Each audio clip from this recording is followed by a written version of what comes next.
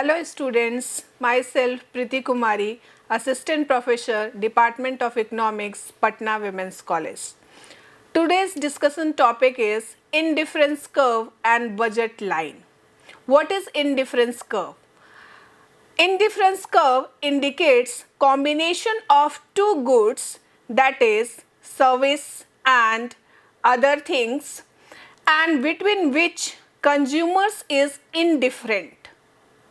In other words, each combination on an indifference curve gives the same level of satisfactions to the consumers. Normally, the shape of the indifference curve is convex to the origin, and indifference curve depends on the assumptions of diminishing marginal utility.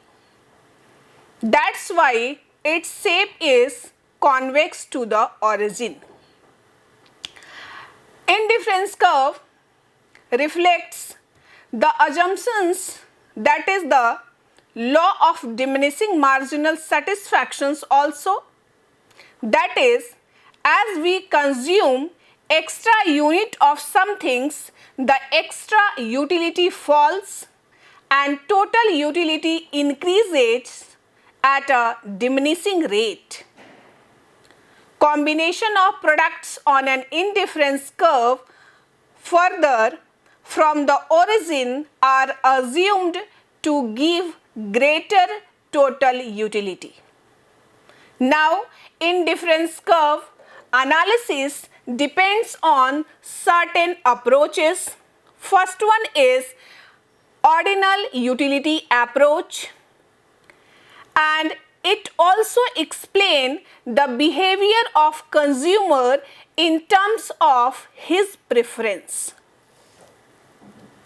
Now we can explain the indifference curve by the indifference schedule and derive the indifference curve from this indifference schedule. Now we have 5 combinations of goods. Yeah, 5 combinations of 2 goods. Combination A, combination B, combination C, D and E. On y-axis, we will plot Y goods, and on x-axis, we will plot X good. At combination A, the unit of Y goods is 25 and the unit of X goods is only 3.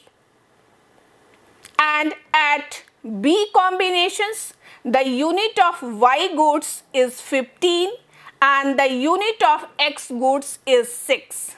And at C combination, the units of Y goods is 8 and the unit of X goods is 9.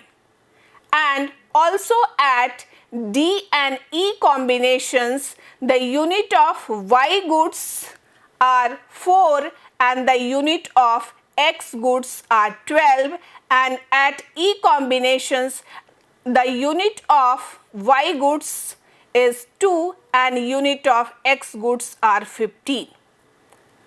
जैसा कि हमको ये देखने से लग रहा है कि जैसे जैसे इंडिफरेंस कर्व पे हम कॉम्बिनेशन ए से कॉम्बिनेशन ई की तरफ आते जा रहे हैं, वैसे वैसे वाई गुड्स की यूनिट्स डिक्रीज कर रहे हैं और एक्स गुड्स की यूनिट्स इंक्रीज कर रहे हैं.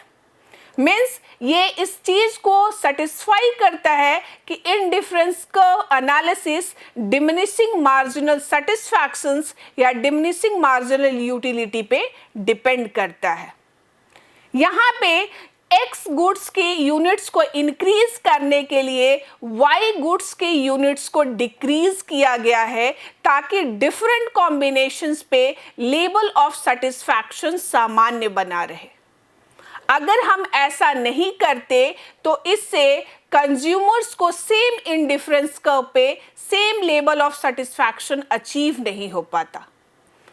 तो इस अजम्पशंस को मेंटेन करने के लिए ही हम जब भी इन डिफरेंट शेड्यूल्स बनाते हैं तो एक गुड्स की क्वांटिटी को डिक्रीज करते हैं with increase in the other goods quantities, और इस तरह से हम इंडिफरेंस कर्व को डिराइव कर सकते हैं फ्रॉम द इंडिफरेंस शेड्यूल।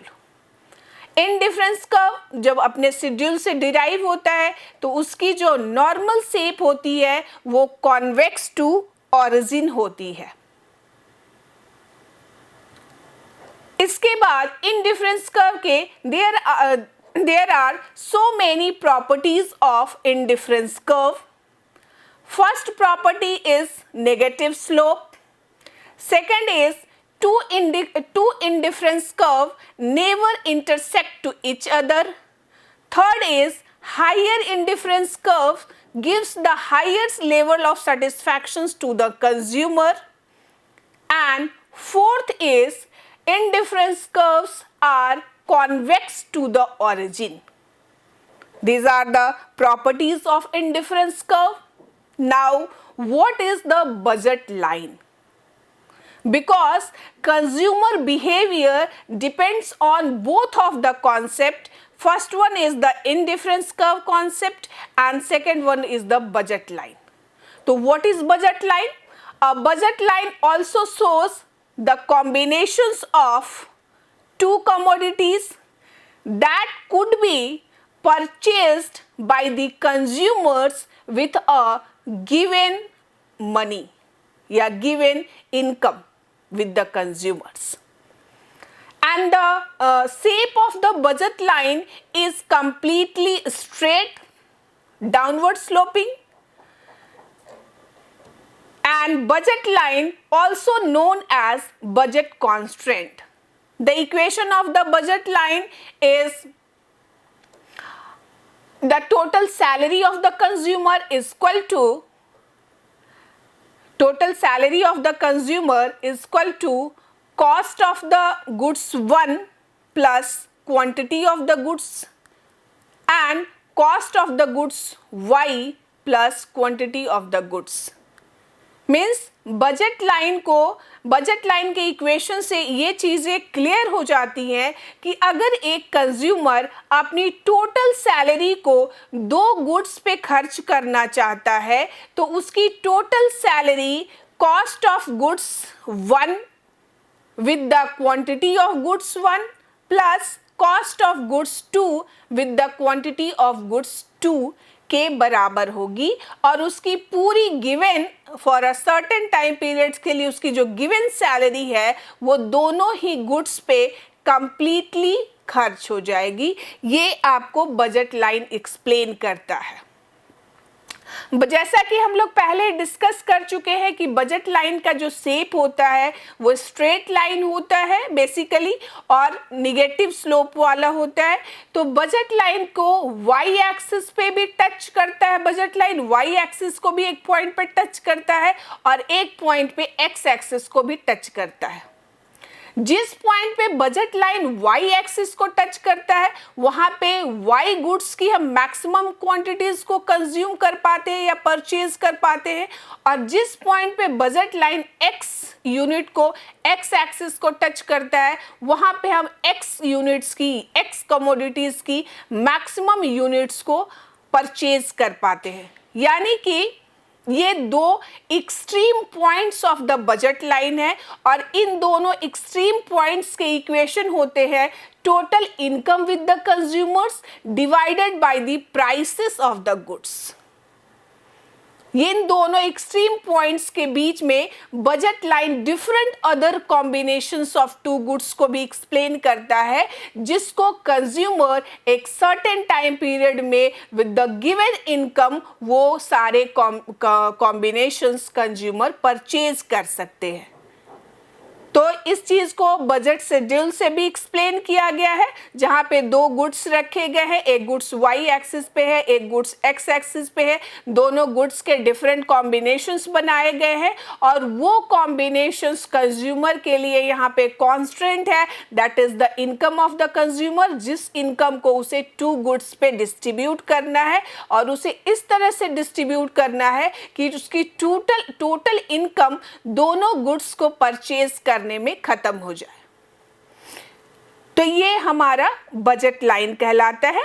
अब डिफरेंट फैक्टर्स है जो रिस्पॉन्सिबल होते हैं to change in budget line.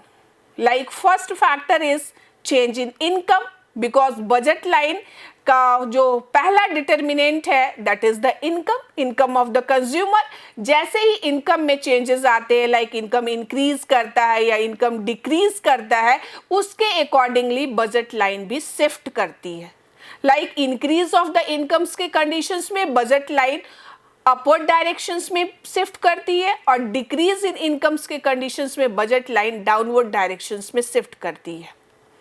Second जो फैक्टर है जो बजट लाइन में चेंज के लिए, बजट लाइन में शिफ्ट के लिए रिस्पॉन्सिबल है, that is the change in the prices of the product, because budget line also depends करता है प्राइसेस ऑफ द प्रोडक्ट। तो यहाँ पे अगर प्राइसेस इंक्रीज करते हैं या डिक्रीज करते हैं, उसके अकॉर्डिंग हम टू गुड्स के कॉम्बिनेशंस में वो कॉम्बिनेशंस चेंज होता है। ये जो चेंज इन प्राइस है ये rotations along with budget line के लिए रिस्पॉन्सिबल है और change in income shifting in budget lines के लिए रिस्पॉन्सिबल है। तो इस तरीके से आज का हम पूरा डिस्कशन अपना कंप्लीट करते हैं और नेक्स्ट क्लास में हम लोग अनदर टॉपिक के साथ मिलेंगे।